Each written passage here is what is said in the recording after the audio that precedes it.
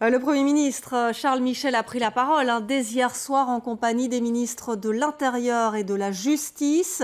En ce moment, un conseil des ministres se tient. On y discute des mesures qui vont être prises pour lutter contre le terrorisme, contre la radicalisation également. Diane Warland, vous êtes sur place. Ce conseil des ministres, il a démarré il y a peu, en tout cas avec du retard.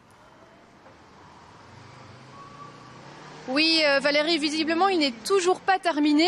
Mais ce que je peux vous dire, c'est que les ministres sont en train de s'accorder sur les mesures à prendre. Alors, premièrement, ils ont décidé d'élargir les écoutes téléphoniques. Je vous rappelle que c'est notamment grâce à celles-ci que les forces de l'ordre ont pu agir hier, notamment à Verviers ou à Bruxelles. Deuxièmement, la possibilité de retirer la nationalité belge aux combattants djihadistes qui reviendraient dans notre pays. Troisièmement, la possibilité de confisquer la carte d'identité ou le passeport aux aspirants djihadistes qui souhaiteraient quitter notre pays.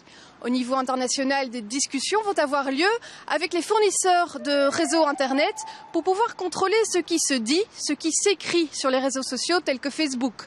Alors la réunion a toujours lieu en ce moment, mais le ministre de la Justice, Koen Geens, l'annonçait ce matin en radio. Le budget alloué à la lutte contre le terrorisme dans notre pays devrait être sensiblement augmenté. Merci pour ces informations, Diane Warland.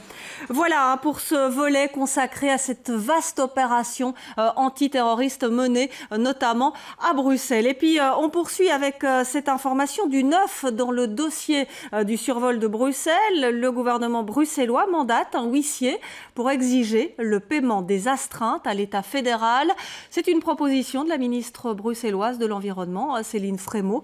Il s'agit de percevoir les amendes auprès de compagnies aériennes en infraction dans le cadre du plan Watley, décision du tribunal de première instance. On écoute tout de suite Céline Frémaux.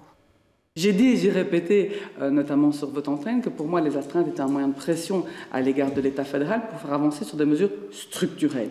Aujourd'hui, force est de constater que rien n'a avancé. Alors j'entends qu'effectivement, on entend les uns et les autres. La concertation, pour moi, c'est pas ça. La concertation, c'est se mettre autour d'une table, c'est passer des nuits s'il faut. Il y a une urgence aujourd'hui pour la qualité de vie des Bruxellois. Et puis, j'apprends encore tout récemment qu'un certain nombre de travaux auront lieu sur les pistes à Zaventem à partir du printemps. Et ça aura donc un impact sur le survol de Bruxelles. Et je n'en suis pas informée. C'est une déclaration de guerre au gouvernement fédéral? Ah non, pas du tout. C'est juste une piqûre de rappel, puisqu'on lèvera les astreintes à partir de la date du 2 novembre et jusqu'à ce jour. Après, maintenant, la balle est dans le camp de Mme Galland et j'attends des propositions concrètes de sa part. Des propos recueillis par Sabine Ringelheim avec Benoît Ferrir. Et pour réagir notamment à cette information, nous vous avions annoncé la venue de la ministre fédérale de la Mobilité, Jacqueline Galland. Elle est retenue au Conseil de ministres, vous l'avez entendu, ce Conseil